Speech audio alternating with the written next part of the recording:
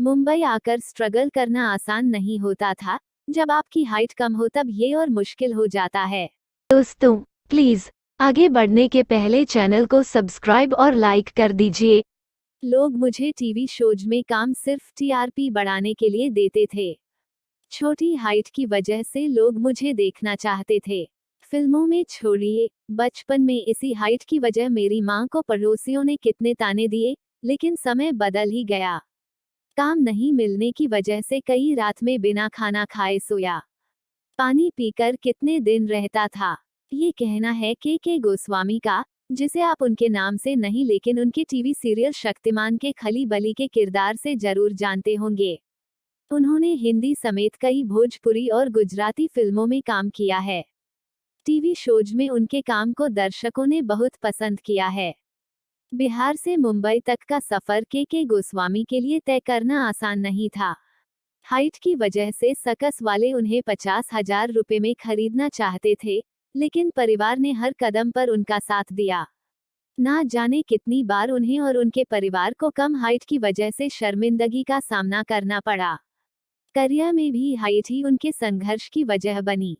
आज की स्ट्रगल में के गोस्वामी के संघर्ष की कहानी उन्हीं की जुबानी। मेरा जन्म बिहार के मुजफ्फरपुर के एक छोटे से गांव में हुआ था। पिता की एक छोटी सी कॉस्मेटिक की दुकान थी। खाली समय में मैं भी उनके साथ दुकान पर काम करता था। दुकान के साथ पिता गांव की ड्रामा कंपनी के डायरेक्टर थे। गांव में होने वाले सभी नाटकों को वही डायरेक्ट करते थे। इन नाटकों में मैं भी पार्टिसिपेट करता था। एक्टिंग की तरफ मेरा रुझान यहीं से हुआ। मैं शायद 7वीं या 8वीं क्लास में था। मुजफ्फरपुर के मोतीपुर में हरदी मेला लगा था। वहां पर पिता ने कॉस्मेटिक की दुकान लगाई थी। एक दिन मैं भी पिता के साथ मेला देखने गया और साथ में दुकान पर उनका हाथ भी बटाया। इसी दौरान एक सर्कस कंपनी के कुछ लोगों की नज़र मुझ पर पड़ी। वो लोग मुझे अपने ग्रुप में शामिल करना चाहते थे।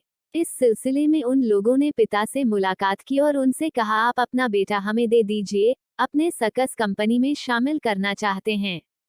पिता ने तुरंत मना करते हुए कहा, ये मेरा बेटा है, हम इसे पढ़ा लिखा रहे हैं, हमें इससे कोई दिक्कत नहीं है, फिर हम इसे आप लोगों को क्यों दे दें।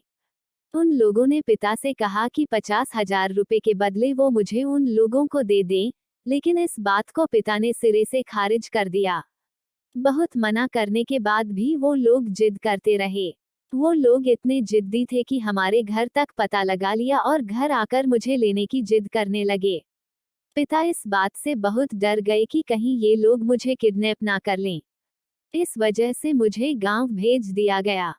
दोस्तों, वीडियो देखने के लिए धन्यवाद। प्लीज हमारे चैनल को सब्सक्राइब कीजिए। हमारे ओर से शुभकामनाएं। अपने लाइफ में खुश रहिए।